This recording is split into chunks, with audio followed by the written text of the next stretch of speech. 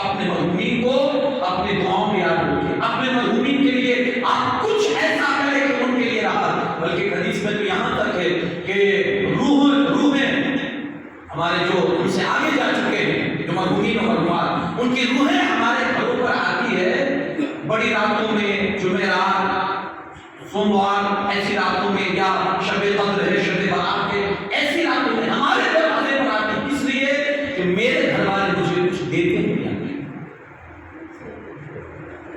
کوئی ضرورت نہیں ہے کہ آپ صرف یہ 10واں 20ویں کی مجلسی کو قائم کریں، ہاں یہ کریں لیکن فارمیلٹی کے لیے نہیں، بلکہ حقیقت مانو میں اس بندے کو اصالہ ثواب کرنے کے لیے یہ زندگی گزاری ہے، تو آپ اس کے لیے ہم کچھ ایسا کریں کہ اس کی آخرت کی زندگی آسان ہو۔ اب یہاں ہم کر رہے ہیں بہترین اصالہ ثواب کیا ہے؟ ہم ظاہر ہی ثواب میں رہ جاتے ہیں، خبر اتنی بہترین بننی چاہیے، ہے نا؟ یہاں تو شاید مجھے نہیں معلوم کہ کس طرح معاملہ ہے، لیکن ہمارے یہاں تو مطلب وہ 10,000 40,000 50,000 اتنے ہزار کی خبر، 10,000 تک تو صرف وہ تختہ لگتا ہے، تختی جس میں نام وغیرہ لکھا جاتا ہے، کتبہ لکھا جاتا ہے۔ میں مسائل کی روشنی میں آپ کو نہیں بتا رہا ہوں کہ یہ جائز ہے یا نہیں، لیکن میں اتنا کہوں گا آپ نے باہر سے کتنا بھی اچھا کر دیا، اندر حالت خراب ہے تو آپ کے باہر کو سنوارنے کا کیا مطلب؟ بے شک بے شک، بہت خوب۔ اندر کیا ہو رہا ہے یہ تو نہیں معلوم۔ پورا ایک سکون سا ماحول ہوتا ہے قبرستان کے اندر، لیکن کیا ضروری ہے کہ اندر بھی سکون ہو؟ اللہ اکبر۔ خاموشی جو باہر ہوتی ہے کیا ضروری ہے کہ اندر میں خاموشی ہوگی؟ ایک بزرگ کسی قبرستان سے گزرنے لگے تو سلام کیا، جیسا کہ ہے مستعد طریقہ، السلام علیکم یا اہل القبور، اے قبرستان والو اللہ کی سلامتی ہو تم پر۔ وہ بزرگ تھوڑی دیر بیٹھے قبرستان کے گیٹ پر اور کچھ اشارے سوال کیا مردوں کے لیے، پھر دھیرے دھیرے میں سوچ رہا ہے کیسا سکون ہے، ہر سناٹا ہے اور کتنے اطمینان سے سب سو رہے ہیں۔ اندر سے مردے کو اللہ نے بولنے کی طاقت دی، چونکہ سامنے جو بیٹھا تھا وہ بھی اللہ کا ولی تھا، تو پردے تو ہمارے لیے ہوتے ہیں نا، پردے عام کے لیے ہوتے ہیں، خاص کے لیے تو پردے نہیں ہوتے۔ تو ایک بندہ اس میں سے قبر میں سے بولتا، حضور آپ کو کس نے کہہ دیا کہ ہم آرام سے، آپ کو کس نے کہہ دیا کہ ہم آرام سے اور آرام کی زندگی گزار رہے ہیں؟ تو حضور نے کہا آرام سے نہیں ہو، حضور نے مجھے آرام سے نہیں ہو، کہا نہیں، جو دنیا میں سوئے تھے نا یہاں آ کر اس کی سزا بھگت رہے ہیں۔ اللہ اکبر۔ دنیا میں آرام کیے نا اس کی سزا بھگت رہے ہیں یہاں پر۔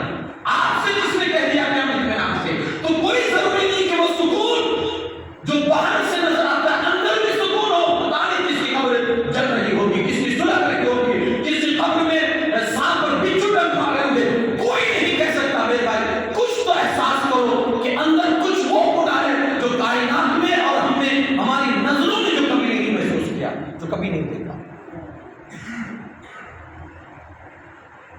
کچھ ایسا کرو کہ قبر کی زندگی سدھر سکے، کچھ ایسا کرو کہ اندرونی ماحول پربہار ہو سکے، اندرونی ماحول، ورنہ باہر آپ کچھ بھی کرو اس کا کوئی میننگ نہیں، کوئی فائدہ نہیں۔ تو بہترین مثال ثواب کیا ہے؟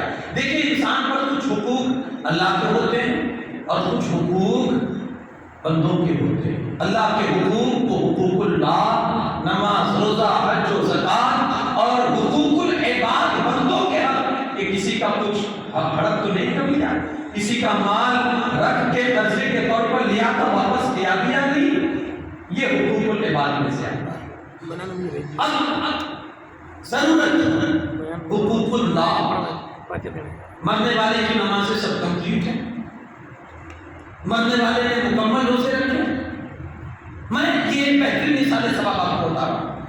ہاں زیارت کی مجلس آپ رکھتے ہیں، رکھنی چاہیے، میں منع نہیں کرتا، 10واں 20واں برسی سب کچھ کر سکتے ہیں، شریعت میں اس کی منع نہیں ہے، لیکن اس کے ساتھ ساتھ یہ بھی تو کریں اللہ کا حق اس نے باقی رکھا تھا، اب اس کے حوالے سے حکم کیا ہے؟ رب چاہے گا وہ معاف کرے گا۔ بے بے شک اور چاہے گا تو عذاب دے گا. آپ کی نمازیں باقی ہیں, آپ کے روزے باقی ہیں, آپ کا حج فرض تھا, آپ کا حج باقی ہے.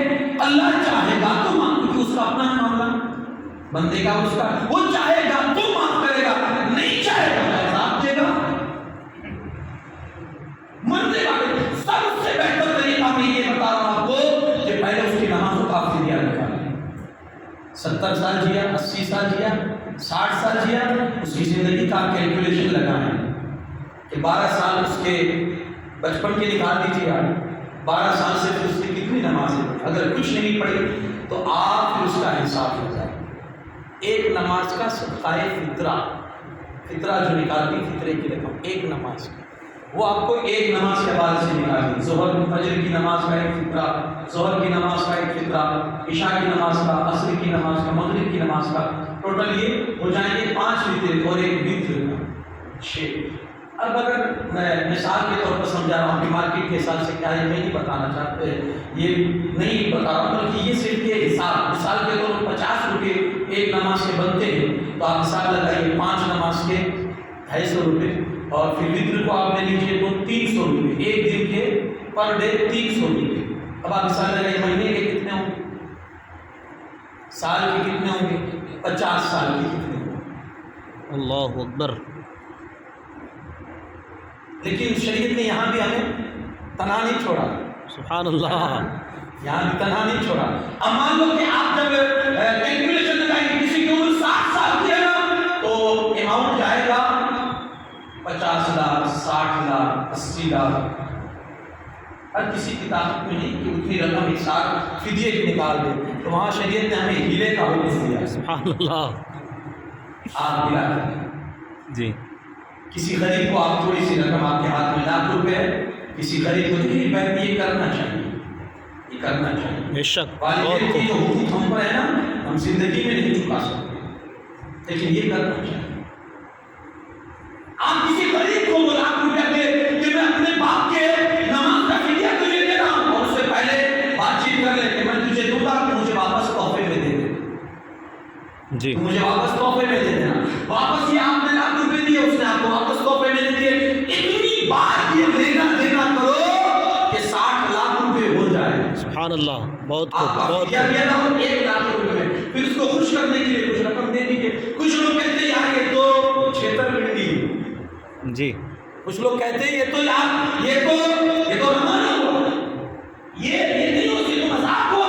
میرے بھائی یہی طریقہ اللہ نے قرآن میں ہم کو بتایا ہے. سبحان اللہ.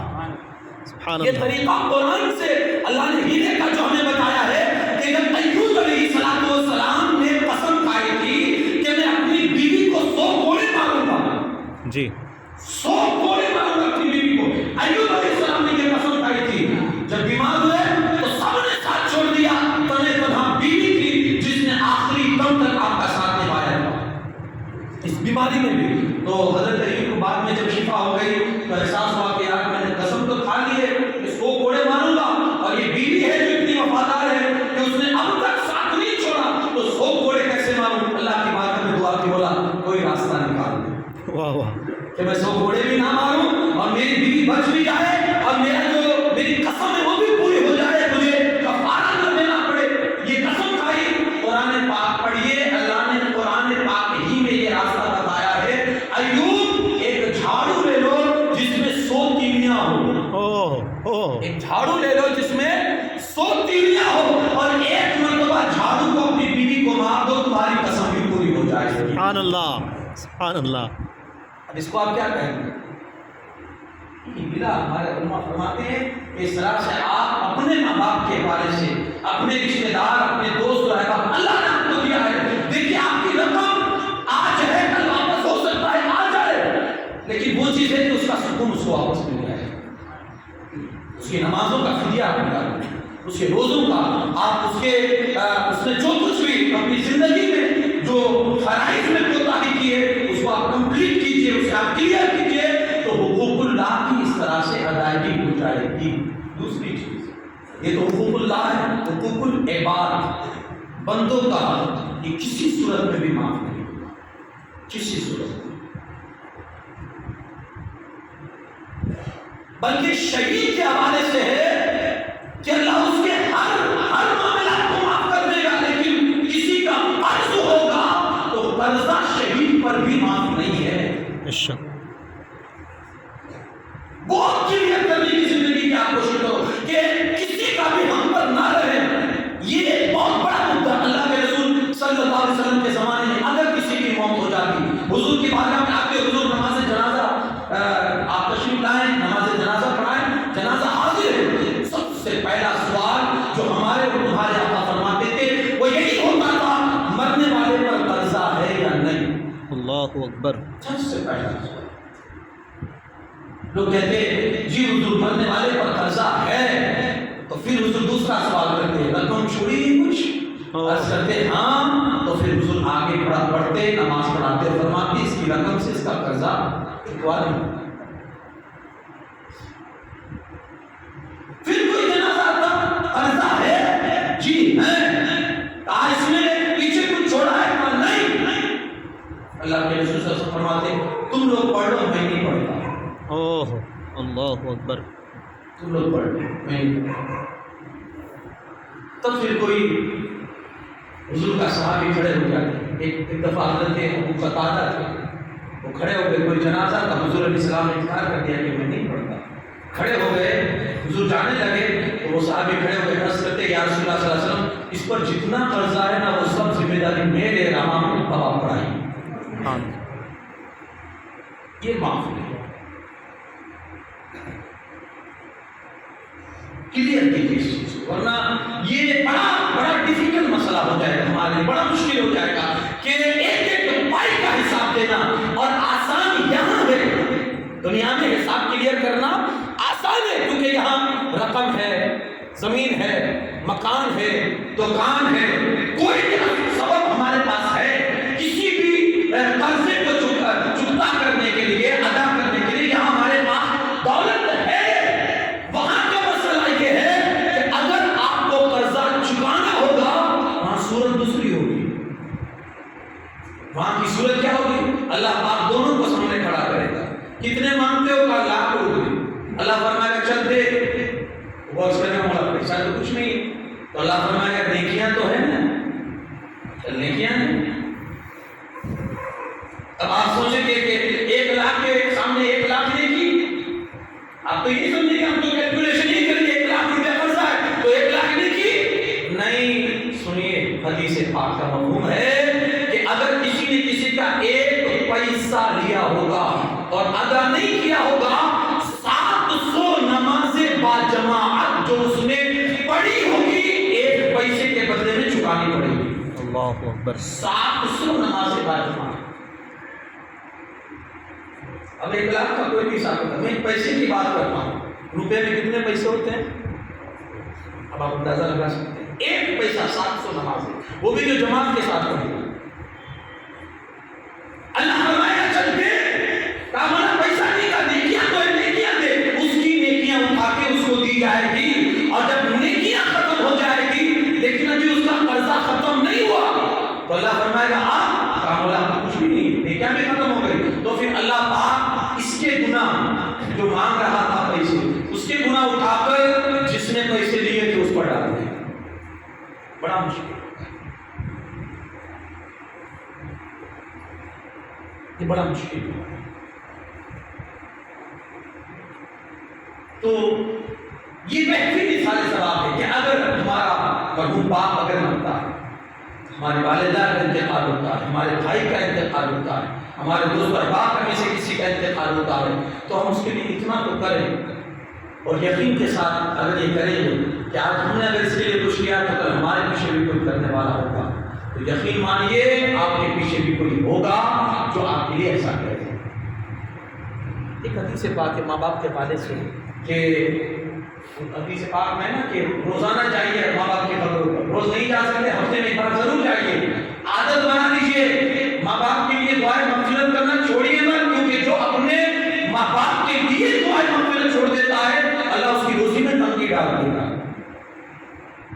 جائیے، جاتے رہیے قبروں پر، فائدہ کیا ہوگا؟ حضور علیہ السلام فرماتے ہیں تم جاتے رہو گے، تمہارے مرنے کے بعد کوئی آئے یا نہ آئے اللہ کے فرشتے تمہاری قبر کی زیارت کو آئیں۔ سبحان اللہ، سبحان اللہ۔ کوئی آئے اللہ کے فرشتے سے اللہ.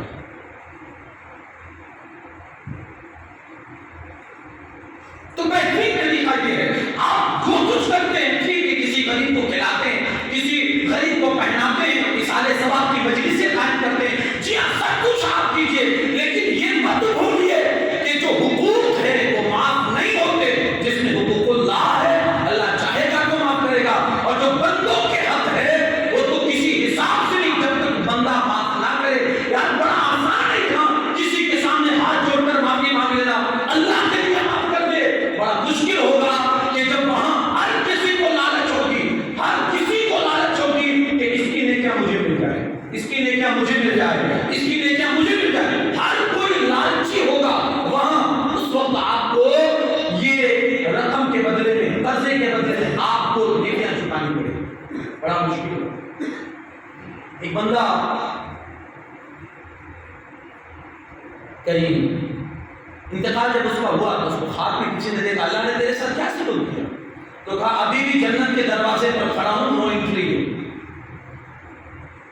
وجہ تو کہا یار میں ایک گاؤں میں دعوت میں گیا، جو واپس آنے لگا تو ایک مائی بیٹھی ہوئی تھی لکڑیوں کا گٹھا لے. اب مجھے ایسا محسوس ہوا کہ وہ اٹھانا چاہتی ہے لیکن وہ اٹھا نہیں پا رہی. تو میں نے اس کی مدد کے طور پر کہا مائی اٹھا دوں. تو کہا یار وہاں گھر تک پہنچا دینا، اللہ تیرا بھلا کرے. تو میں نے وہ گٹھلیوں کا جو لکڑیوں کا گٹھا تھا میں نے اٹھایا، اور اٹھانے کے بعد اس کے ساتھ ساتھ چلا. میرے دعوت میں سے میں آیا تھا تو میرے دانت میں کچھ پھنسا ہوا تھا، تو میں نے کیا کیا، اس کی لکڑی میں سے تھوڑا سا ٹکڑا توڑ کے میں نے دانت صاف کر دیا، اس کی لکڑی نکال کے.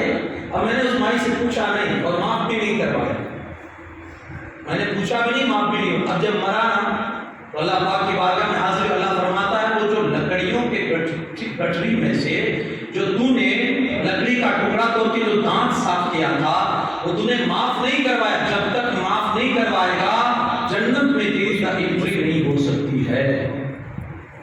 ایک لکڑی ہم جس کو بالکل معمولی سمجھتے ہیں اور ایسی چیزوں میں زیادہ توجہ بھی نہیں دیتے یار یہ کیا ہے، لیکن وہی لکڑی کا ٹکڑا اس کے اور جنت کے بیچ میں رکاوٹ بنا ہوا ہے. جب تک معاف نہیں ہوگا تب تک اس کے لیے چھٹکارا نہیں ہے، جنت میں داخلہ نہیں ہو سکتا. تو یہ تھوڑی چھوٹی چھوٹی سی باتیں ہم جس کو معمولی سمجھتے ہیں، لیکن یہی ہمارے مغفرت میں رکاوٹ بن جائے گی، یہی ہمارے جنت میں داخلے میں رکاوٹ بن جائے گی، یہی ہماری بخشش کے لیے رکاوٹ بن. خدا کوشش کیجیے جتنا ہو سکے جہاں دنیا ہی میں اپنے معاملات کو کلیئر کیجیے. ہمارے پاس کسی کا قرضہ نہیں، بڑا مشکل مسئلہ. تو بہترین نشان ثواب میں عرض کرا تھا حقوق العباد، حقوق اللہ. اللہ کی جو نمازیں باقی ہو، اگر آپ کے مرحوم والد کا انتقال ہوا ہے آپ ان کے لیے بہترین نشان ثواب کر سکتے ہیں. اور اگر حقوق العباد باقی ہے تو آپ کھڑے ہو کر اعلان کیجیے جب تنازع ہوئے کہ بھائی کسی کی دل آزاری مرحوم نے کی ہو یا مرحومہ نے کی ہو، کسی کا دل دکھایا ہو، اللہ کے لیے معاف کر دینا. اگر اس مرحوم پر کسی کا قرضہ ہو، کوئی رقم مانگتا ہو تو وہ معاف کرنا چاہے تو اللہ کے لیے معاف کر دے، کیونکہ حدیث میں ہے جو دنیا میں جتنی جلدی لوگوں کو معاف کرے گا اللہ قیامت کو اتنی ہی جلدی اس کو معاف فرما دے گا. سبحان اللہ. یہ بھی دل والوں کا کام، معاف کرنا بڑی آسانی سے نہیں ہوتا ہے. تو یہ اعلان کیجیے کہ آپ معاف کر دے ہو یا پھر آپ بیٹا ہے تو اپنے ذمہ لے لے. دیکھیے اگر سچائی سے اور صدق دل کے ساتھ اور اگر یقین کے ساتھ بیٹا یہ کہتا ہے کہ میں اپنے باپ کے سارے قرض کی ادائیگی کر دوں گا اور اس کا ارادہ پکا ہے، اللہ خیر سے سبب پیدا فرما دے گا. اور اگر آپ کی نیت میں سچائی ہے نا اور آپ نہیں دے سکے، انتقال ہو گیا آپ کا، تو پھر اللہ آپ کی طرف سے کل قیامت کے دن قرضے کی ادائیگی فرمائے گا کہ آپ اپنے مسئلے میں سچے تھے، آپ کا ارادہ ٹھیک تھا، آپ کی نیت ٹھیک تھی. کیسے اللہ پاک اس کو بلائے گا جو مانگتا ہوگا اور جس کے پاس مانگتا ہوگا، دونوں کو بلا کر کھڑا کرے گا. اللہ پاک فرمائے گا وہ جنت میں عالی شان محل دیکھو، جو مانگتا ہوگا جس کی رقم ہوگی وہ دیکھے گا بہت خوبصورت. بولا یہ کس کے لیے؟ کہا اس کے لیے ہے جو اس کی قیمت ادا کر دے. کہا مولا اس کی قیمت پہنچ چکا سکتا ہے، کہا تو بھی چکا سکتا ہے۔ عرض کرے گا مولا کیسے؟ کہا جتنا تیرا قضا ہے نا اس کے اوپر معاف کر دے، میں دے رہا ہے۔ سچائی اگر دل میں ارادہ ہے، نیک ارادہ ہے کہ مجھے ادا کرنا ہے، تو یار یہ بھی سارے ثواب یہ بھی کیجیے اپنے مضمون کی طرف سے، یا اپنی زندگی ہی میں اپنا اکاؤنٹ کلیئر کرنے کی کوشش کرے کہ بھائی کسی کا قرضہ نہ رہ جائے، کسی کا حق نہ رہ جائے، کیونکہ بڑا مشکل مسئلہ آئے گا جب حقوق ادا کرنے کی بات مرنے کے بعد ہوگی۔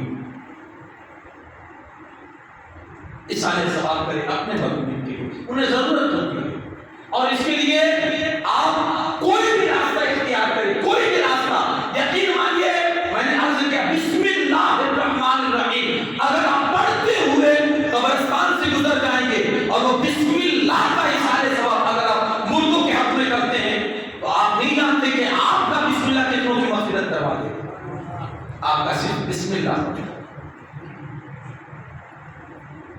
قبرستان میں گانے بتانے جاتے ہیں، پہلے لوگوں کو منع تھی قبرستان میں جانے کی، کیونکہ وہ اسلام کا شروع دور تھا، اسلام کا شروع دور تھا، اس نے منع تھی کہ لوگ کہیں بت پرستی کرنا نہ شروع کر دیں، قبر پوجنا نہ شروع کر دیں، اس لیے حضور نے منع فرما دیا۔ لیکن جب اللہ کے رسول صلی اللہ علیہ وسلم نے حالات کو ملاحظہ فرمایا کہ لوگوں کے دل تو سخت ہوتے چلے جا رہے ہیں، دل سخت ہوتے چلے جا، تو اللہ کے رسول صلی اللہ علیہ وسلم فرمایا اب قبروں کی زیارت کرو، اب جایا کرو، اب قبروں کی زیارت کرنے جایا کرو، کیونکہ یہ دلوں میں سختی جو آتی ہے یہ قبرستان کی دوری کی وجہ سے آتی ہے۔ قبرستان میں جاؤ گے اور قبروں کے پاس بیٹھو گے، دل کے اندر نرمی پیدا ہو،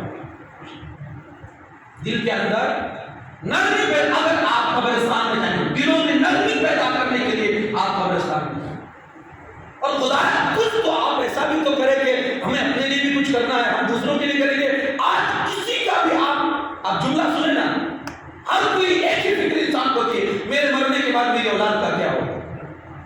شاید آپ کو بھی فکر ہو، ہمیں بھی فکر ہے میرے مرنے کے بعد میرے اولاد کا کیا ہوگا۔ کسی سے آپ نے یہ سنا میرے مرنے کے بعد میرا کیا ہوگا؟ اللہ اکبر۔ یار صرف اولاد کے لیے اگر ہم سب کچھ سوچیں گے تو پھر ہمیں اپنے لیے بھی تو کچھ سوچنا ہے نا، اور اولاد کے لیے آپ کو کیا سوچنا ہے؟ صرف اتنا کہ ان کی صحیح معنوں میں تربیت کر دی جائے، بس یہی آپ کی ذمہ داری ہے، ان کو صحیح تعلیم و تربیت دے دیجیے۔ اب ان کے لیے سب کچھ کرنا کہ وہ 7 پیڑھیوں تک کھاتے رہے اور جا کر حساب ہمیں چکانا پڑے، کمائے ہم جمع ہم کریں اور حساب قبر میں ہم کو دینا پڑے، باہر وہ اپنا آرام سے زندگی گزار رہے ہیں، حساب ہمیں دینا پڑے۔ تو ایسی بھی زندگی آپ نہ بنائیں کہ کھائیں وہ حساب ہم دیں، کچھ ایسا کریں، آپ کچھ ایسا کریں کہ آپ کی بس بچوں کی تربیت بہترین انداز سے کر دیں۔ اب ان کو پالنا یہ آپ کی ذمہ داری نہیں ہے، پالنہار حقیقی خدا ہے۔ میں اکثر یہ جملہ بولتا ہوں کہ پرندے صرف اپنے بچوں کو اڑانا سکھاتے ہیں، ان کے لیے گھونسلے بنا کر نہیں دیتے، واہ واہ، صرف اڑانا سکھاتے ہیں۔ وہ جانتے ہیں کہ اڑنا آ جائے گا تو گھونسلے بھی بنا لیں گے خود ہی سے، صرف اڑانا سکھائی گا، وہ اڑ جائیں گے، تربیت پالی اب وہ کریں، لیکن منع بھی نہیں ہے۔ لیکن یہ کہ آپ اس طرح سے اتنے مگن ہو چکے اور آپ کی زندگی بنانے میں، مجھے یاد آتا ہے کہ ایک بندہ اپنی فیکٹری جانے کے لیے گھر سے نکلا تو روڈ پہ لاٹ کھڑی ہوئی تھی انگور کی، اسے انگور بڑے پسند تھے، ڈرائیور سے کہتا ذرا گاڑی روکو، انگور مجھے لینے ہیں۔ انگور لیے 2-4 کلو یا کلو انگور لیے، ڈرائیور سے کہا اسے ریٹرن میں گھر پہ پہنچا دینا اور میں آؤں گا تو دوپہر کے کھانے میں پھر دیکھتے ہیں۔ تو اپنا کمپنی چلا گیا، ادھر ڈرائیور انگور لا کر گھر پر دیا، اور جب یہ بندہ دوپہر میں کھانے کے لیے آیا، کھانے کے لیے بیٹھا تو سب کچھ ہے مگر انگور نہیں۔ گھر والی سے پوچھا کہ انگور نہیں دکھ رہے؟ تو کہا وہ کچھ بچوں نے کھا لیے، کچھ ہم نے کھا لیے، تو ختم ہو گئے۔ یہ بات سوچنے میں تو بالکل معمولی ہے، لیکن کبھی کبھی معمولی جھٹکے انسان کی زندگی بدل دیتے ہیں۔ بات سوچنے میں بہت معمولی ہے، انگور بچوں نے کھا لیے، بہت بڑی بات نہیں، لیکن کبھی کبھی معمولی جھٹکا انسان کی زندگی کے رخ کو بدل دیتا ہے۔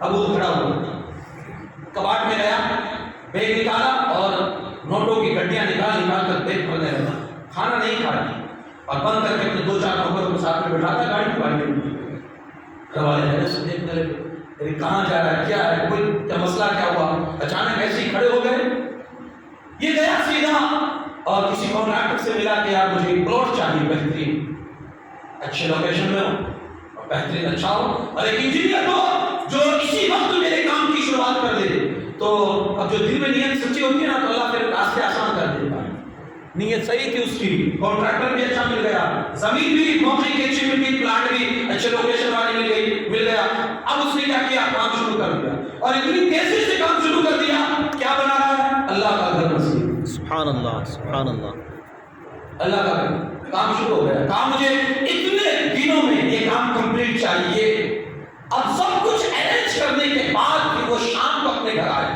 سب کچھ ارینج کرنے کے بعد شام کو گھر آیا تو بیوی نے پوچھا اچانک اس طرح آپ نکل گئے کچھ بتایا بھی نہیں آپ نے اور اس طرح نکل گئے آپ مسئلہ کیا تھا تو کہا اپنی آخرت کا انتظام کرنے گیا تھا تم لوگ تو میرے لیے 4 انگور نہیں بچا سکتے اور میں پوری دنیا تمہارے لیے چھوڑ کے جا رہا ہوں کیا کہا اس نے تم لوگ 4 انگور نہیں چھوڑ سکے میرے لیے اور میں پوری دنیا چھوڑ کے تمہارے لیے جا رہا تھا تجوریاں بھر کے جا رہا تھا تمہارے لیے اور تم 4 انگور نہیں بچا سکتے اور تم سے اور کیا امید کر سکتا ہوں تو سوچا ہے اپنے لیے بھی تو کچھ کرو نا گیا اللہ کا گھر بنا دیا ہے اپنی آخرت کا انتظام کر دیا ہے اب دل میں تھوڑا سکون ہے سبحان اللہ سبحان اللہ بالکل ہم دوسروں کی زندگی میں دوسروں کی لائف میں اتنا مگر ہو جائے کہ اپنی زندگی کو کل ہمیں بھی سنا ہے نا کوئی لوگ کہتے ہیں نا کوئی کسی کی قبر میں نہیں سونا ہے جی ہاں کوئی نہیں آئے گا لیکن آپ کا عمل اچھا ہوگا نا اور آپ نے کسی کے ساتھ اگر کوئی اچھا عمل کیا نا تو وہ عمل آپ کے ساتھ قبر میں آئے گا سننے کے لیے حدیث میں ہے انسان کے 3 دوست ہیں ایک وہ دوست آنکھ بند ہوئی رشتہ ختم دوسرا وہ دوست قبر کے آخری تختے تک آپ کا ساتھ دیتا ہے اور تیسرا وہ دوست جو قبر میں بھی آپ کا ساتھ دیتا ہے وہ دوست جو صرف آنکھ بند ہونے تک آپ کا ساتھی ہے آپ کا دوست ہے آپ کے ساتھ ہے وہ آپ کا مال اور دولت ہے ادھر آنکھ بند نہیں ادھر دوسروں کے لیے ہو گیا وہ دوست جو آپ کے قبر تک آپ کا ساتھ دیتا ہے وہ آپ کے دوست احباب رشتے دار عزیز و اقارب ہے آپ کے اپنے ہیں کہ آخری وقت تک ساتھ میں رہتے ہیں قبر کے آخری لشتے تک آپ کے ساتھ ہوتے ہیں لیکن کوئی آپ کی قبر میں آپ کے ساتھ نہیں سوتا تیسرا وہ دوست ہے وہ آپ کے نیک اعمال ہیں جو قبر میں بھی آپ کے ساتھ آتے ہیں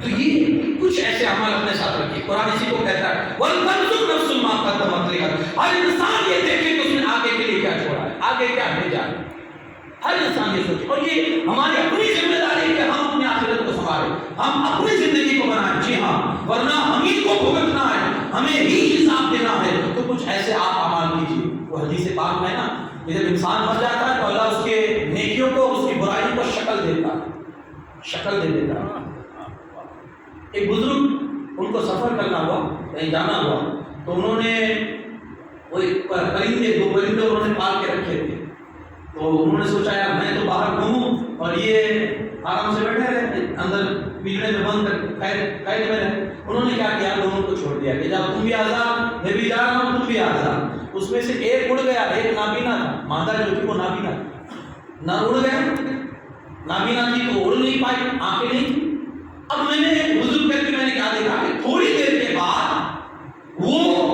نر جو تھا اپنی چونچ میں ایک لکڑی کا ٹکڑا لے کر آیا اور اس نے آ کر وہ مادہ کی آنکھ میں جیسے ہی لکڑی گھمائی نا تو اس کی آنکھیں آ گئی سبحان اللہ اب وہ لکڑی میں کیا کمال تھا اب وہ لکڑی پھینک کے دونوں اڑ گئے مجھے حیرت ہوئی کیا یہ لکڑی میں ایسا کمال تو میں نے لکڑی اٹھا کر اپنے امامے کے اندر ڈال دی اب میں نکلا میں راستے میں جا رہا تھا ایک جنازہ مجھے دکھا لیکن حیرت یہ ہوئی کہ جنازے کے آگے 2 آدمی لڑ رہے ہیں بڑی بری طرح سے لڑ رہے ہیں ایک بہت کالا ہے اور ایک بہت سفید ہے ایک بہت کالا ہے بہت گورا ہے دونوں کی لڑائی دیکھ کر مجھے حیرت ہوئی کہ یار یہ عجیب مسئلہ ہے کہ جنازہ جا رہا ہے اور یہ دونوں لڑ رہے ہیں اور کوئی انہیں بولتا بھی نہیں ہے اخیر یہ ہوا نماز جنازہ ہوئی پھر اس کے بعد جنازے کو قبر کے پاس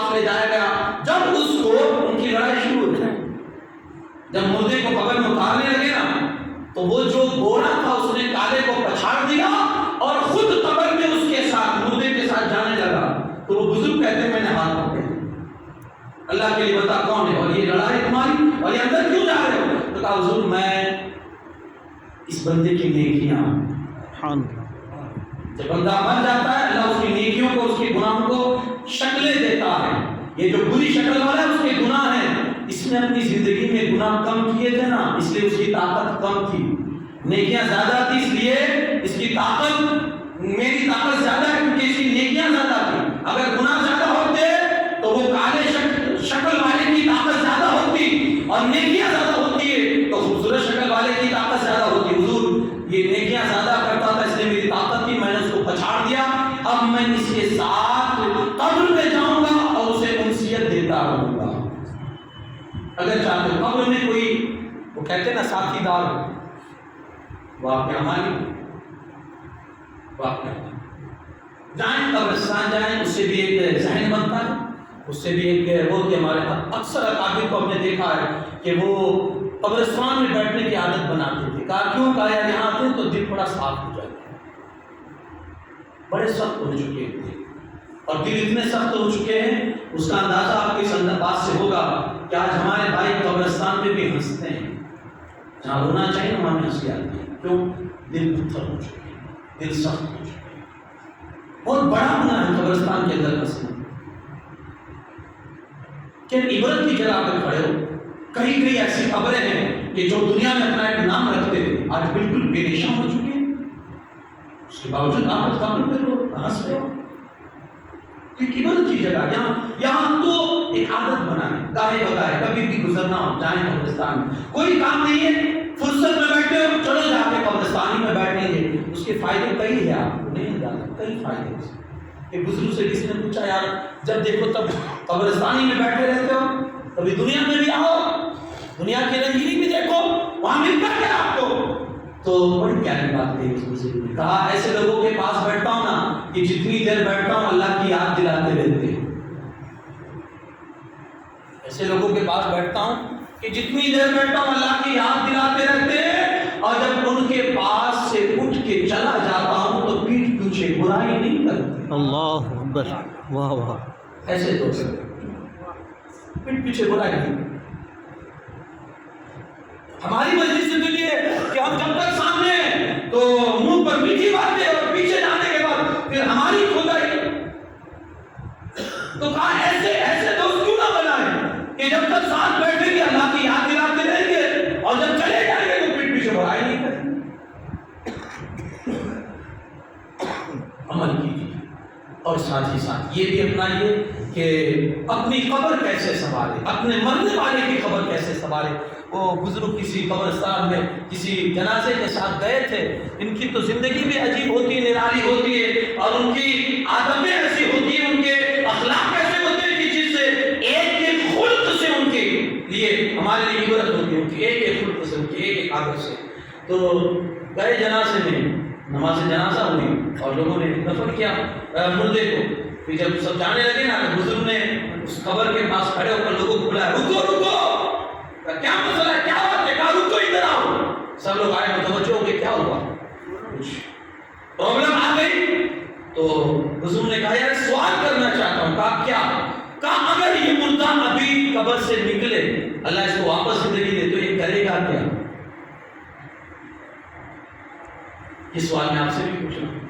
اگر کسی مردے کو اللہ دوبارہ زندگی دے وہ کرے گا کیا؟ تو لوگوں نے کہا مجھے یہ کیسی باتیں کر رہے ہو یار یہ قبرستان میں. تو یہ کہتے ہیں یار میں بھی تو انسان ہوں نا اس لیے پوچھ رہا ہوں. اگر اسے فرصت ملے موقع ملے کہ دوبارہ اللہ اس کو زندگی دے تو یہ کرے گا کیا؟ تو ادھر سے ایک بھائی کی آواز آئی تو یہ تو پھر زندگی میں نمازی بن جائے گا. ادھر سے صدقہ کرے گا ادھر سے نیک بن جائے گا ادھر سے اللہ کی کوئی نافرمانی نہیں کرے گا. یعنی سب کے الگ الگ جوابات تھے سب کے الگ الگ جوابات تھے. بزرگ نے کہا اچھا ٹھیک ہے اگر اسے دوبارہ زندگی مل جائے تو مطلب یہی ہوا نا کہ یہ اللہ کی نافرمانی نہیں کرے گا اللہ کی فرما برداری میں زندگی گزارے گا. سب نے کہا ہاں. بزرگ نے کہا لیکن رونا اس بات کا ہے کہ اب وہ یہ نہیں کر سکتا کیونکہ دوبارہ نہیں آ سکتا، لیکن تم کر سکتے ہو کیونکہ تم باہر ہو، تم یہ کر سکتے ہو، تم باہر ہو۔ وہ نہیں کر سکتا کیونکہ اندر ہے اور اسے دوبارہ زندگی نہیں مل سکتی کیونکہ اب مر چکا، حساب کتاب اب اس کا ہونا ہے، لیکن تمہارا تو باقی ہے، تم تو باہر ہو، تمہیں تو موقع میسر ہے، تم تو کر سکتے ہو، تو کہا کم سے کم اتنا تو کرو کہ یار ہمیں موقع ہے اور ہم جائیں گے قبر میں، اس جانے سے پہلے ہم تو کچھ اپنے لیے کریں۔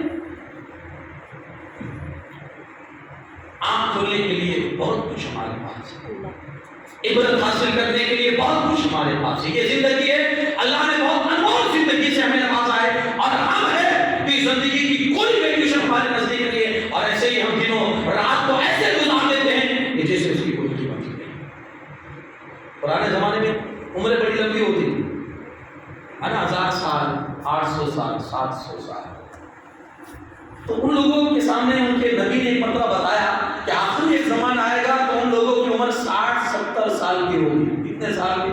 60-70 سال۔ وہ حیرت کرنے لگے، 60-70 سال بس اتنی عمر ہوگی؟ تو اس نبی نے کہا آخری زمانہ آئے گا، اور یہ ہماری بات ہو رہی ہے کہ آخری زمانہ آئے گا، ان کی عمریں کتنی ہوگی؟ 60-70 بڑھ کے ایسی 100، بس اتنی۔ تو 100 تو ان کے لیے کچھ نہیں تھا، 100 ان کے لیے کچھ نہیں تھا، کیونکہ 800 سال کی عمر کا مطلب، تو ان کی نظر میں 100 تو کچھ نہیں تھا۔ تو اس میں سے کسی نے بولا حضور اگر اتنی عمر ہم کو ملے نا تو ہم ایک سجدے میں ہی گزار ڈالیں، ایک سجدے میں گزار ڈالیں اگر وہ عمر ہم کو ملے، یعنی 60-70 سال، یعنی کچھ یہ بھی تو کرنا ہے، کچھ یہ بھی تو کرنا ہے۔ ہم نے کوئی اہمیت ہی نہیں دی، ہمارے پاس 12 گھنٹے اپنی اولاد کے کمانے کے لیے 10 منٹ نہیں ہے اللہ کی بارگاہ میں آنے کے لیے، 10 منٹ نہیں۔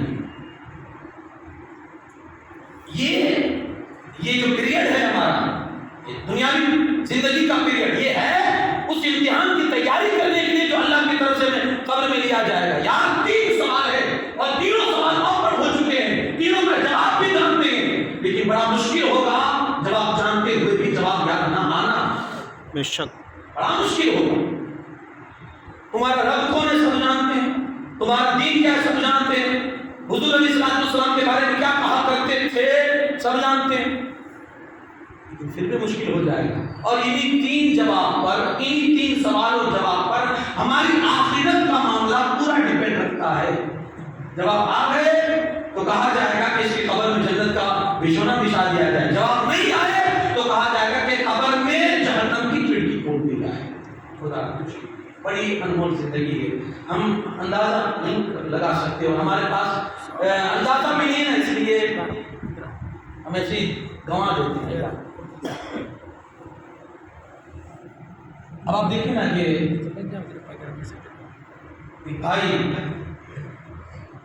دریا کے کنارے سے جا رہا تھا تو اس کو چمکتے پتھر نظر آئے دریا کے کنارے، اس کو اٹھائے اور اپنی گٹری میں جمع کر کے، چمکتے پتھر سے پسند آئے اٹھا کے رکھ لی، اور وہ جاتے جاتے ایک باغیچے سے گزرا تو دیکھا کہ فروٹ لگے ہوئے ہیں درختوں پر، دل کرا کہ چلو کھائیں اس کو، لیکن توڑنے کے لیے کوئی سامان تھا نہیں۔ اس کے بعد اس نے کیا کیا، جو پتھر جمع کیے تھے نا دریا کے کنارے سے، وہی پتھر نکال کر وہ مارنے لگے، وہ گرے، فروٹ تو کھانے لگوں۔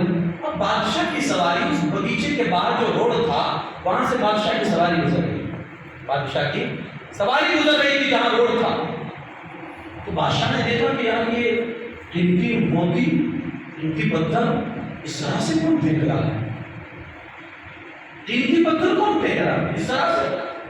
تو بادشاہ نے وزیر کو بھیجا، جا کر دیکھو تو یہ قیمتی پتھر جن کی قیمت کروڑوں میں ہے، یہ کہاں کس طرح سے باہر آ؟ اندر گئے تو دیکھا کہ وہ ہے فروٹ توڑنے کے لیے، وہ پھل توڑنے کے لیے وہ پھینک رہا ہے۔ پکڑا اس کو بادشاہ کے پاس گئے، کیا کر رہا تھا؟ کہا وہ پھل توڑ رہا تھا۔ کہا یہ ان پتھروں سے تو کہا کہیں کہاں سے ملے؟ دریا کنارے نکل رہا تھا تو پڑے تھے، پسند آئے تو اٹھا لیے۔ تب بادشاہ نے کہا کاش کہ تو اس کی قیمت جانتا، اللہ اکبر، کاش کہ تو اس کی قیمت جانتا تو تجھے اندازہ ہوتا کہ ایک ایک پتھر کی قیمت کروڑوں میں، کاش کہ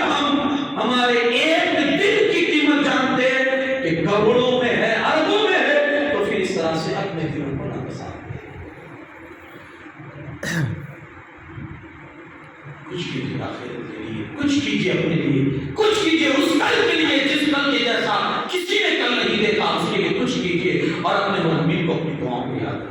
ان کے لیے اشد ضرورت ہوتی ہے سارے سوال مجلسوں میں جائیں۔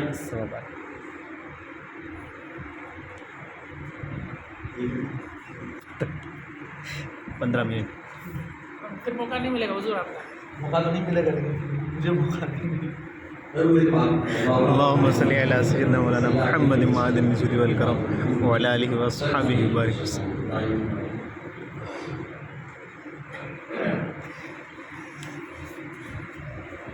تو اور سب سے پہلی کوشش یہ کی، معاملات بڑے دنیا کے بھی کٹھن ہیں اور اب دور ایسا چل رہا ہے نا کہ اب اپنے آپ ہی کو بچا لینا یہ بڑی بڑی بات ہے۔ بے شک تو قبر کی تیاری، اب میں نے آپ کو بتایا کہ کس طرح سے قبر کی تیاری کرنی ہے۔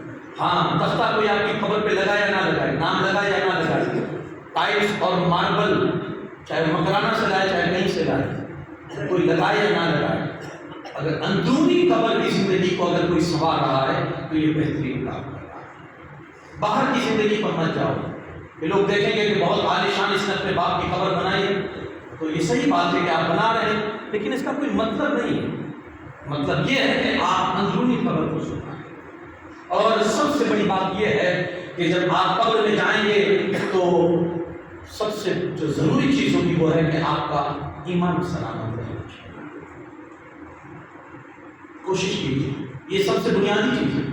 جی ہاں، ہم زندگی کس طرح سے بھی گزارے اس سے کوئی مطلب نہیں ہے۔ دیکھیے اللہ رب العزت نے 4 کیٹیگری پر انسانوں کو پیدا فرمایا، یہ میں نے عرض کیا تھا اس جمعہ میں اس جگہ پر مسجد میں۔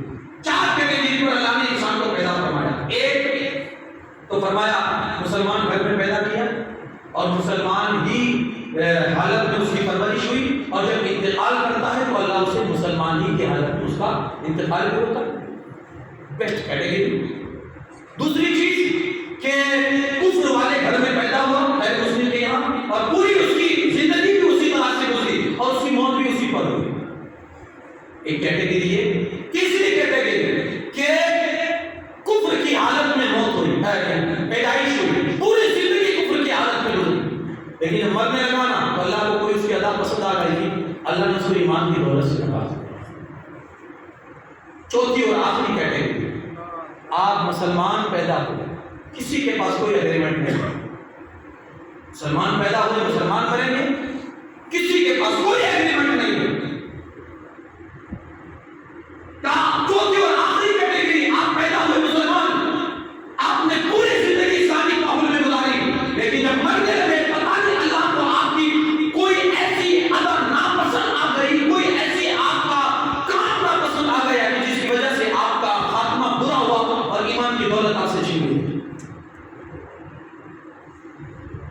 کوئی نہیں اندازہ لگا سکتا۔ یہ بڑی دولت ہے۔ ہمارے بزرگوں نے کہا ہے کہ جیسے آٹے سے بال نکالو پتہ نہیں چلتا، ایسے دلوں سے ایمان نکل جاتا ہے پتہ بھی نہیں چلتا، اسے دیکھتے رہا بھی ہے یا نہیں، کیونکہ قبر کی زندگی سدھرنے کا جو سب سے بنیادی پہلی چیز ہے کہ ہماری قبر کی زندگی سدھر سکتی ہے وہ ہے ایمان۔ ایمان ہونا چاہیے، سلامت ہے تو آپ کی قبر بھی سلامت ہے۔ اعلیٰ حضرت عظیم البرکت مجدد دین و ملت شاہ امام احمد رضا خان فاضل بریلوی فرماتے ہیں کہ جس بندے کو دنیا میں اپنے ایمان کی فکر نہیں ہوتی، اکثر اس کا ایمان برا اور اس کا خاتمہ برا ہوتا ہے، اکثر اس کا خاتمہ۔ اس کی بھی فکر کہ مسلمان بن کے مرے گا نہیں۔ حضرت سفیان ثوری کے انتقال کا وقت آیا تو لوگ ان کے پاس گئے، بڑے دھاڑے مار مار کے رو رہے، بری طرح سے رو رہے تھے کہ مجلس کو بھی رونا آ گیا۔ تو حضرت سفیان ثوری سے ان کے مریدین کہنے لگے حضور اب تو چپ ہو جائیے، آپ اللہ کے نیک بندے، اللہ کے ولی، اور آپ اس طرح رو رہے، ہم آپ کے مرید، ہمیں ترس آ رہا، آپ اس طرح رو رہے۔ تو حضرت سفیان ثوری بڑی پتے کی بات کہی کہ آپ نے کہا ہے کوئی جو مجھے لکھ کر دے دے، جو مجھے گارنٹی دے دے کہ میری موت ایمان پر ہوگی، ابھی رونا بند کر دیتا ہوں؟ ہے کسی کے پاس ایمان پر موت ہوگی؟ یار تھوڑی تھوڑی سی بات پر ہمارے علماء کرام فرماتے ہیں 4 چیزیں ہیں جس کی بنیاد پر خاتمہ برا ہوتا ہے۔ 4 چیزیں۔ ایک، نماز میں سستی،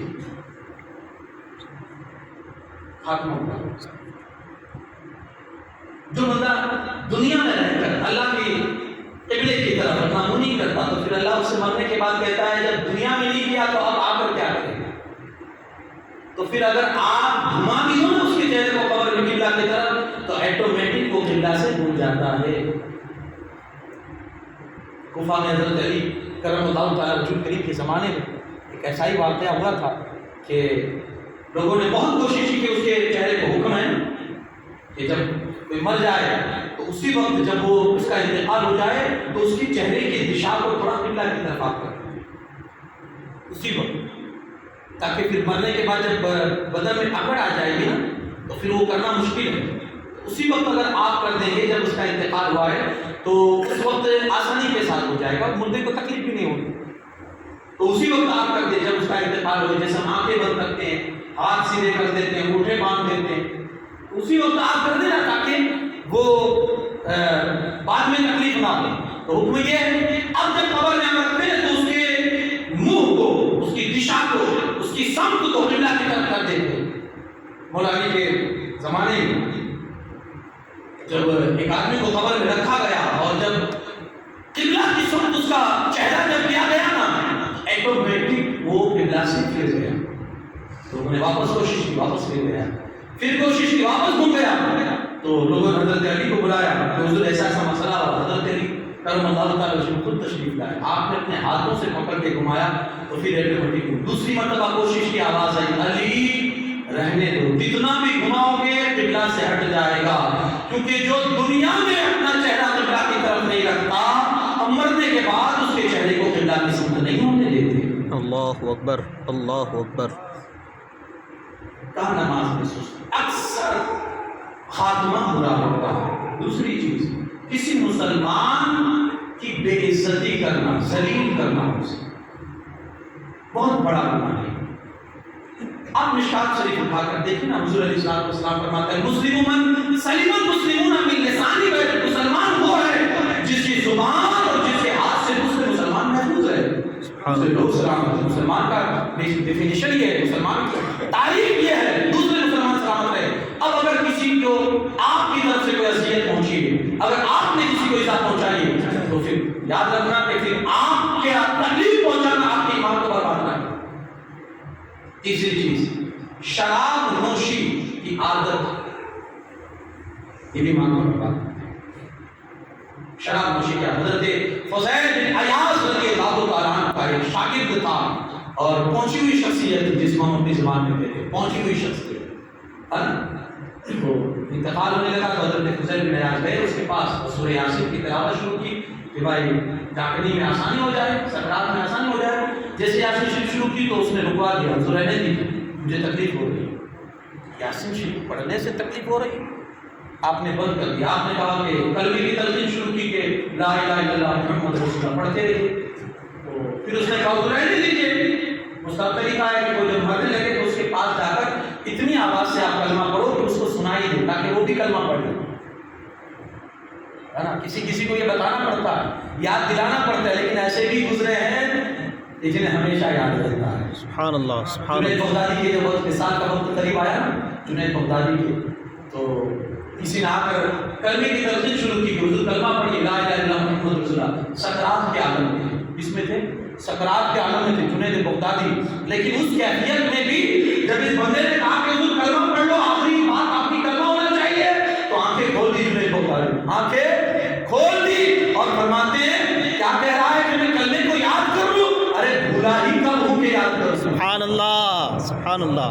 ہم بھولے ہی کب ہے کہ تو ہمیں یاد دلا رہا ہے؟ تو ایسے بھی لوگ ہوتے ہیں۔ تو مستقل طریقہ یہ ہے کہ کلمہ یاد دلائیں تاکہ وہ کلمہ اس کی زبان پر اس کا آخری جملہ کلمہ ہو، اس کا آخری جملہ، تاکہ اس کی، اور حدیث پاک ہے کہ جس کا آخری جملہ یہ ہوا لا الہ الا اللہ محمد رسول اللہ، اللہ اس پر جنت کو واجب قرار دیتا ہے۔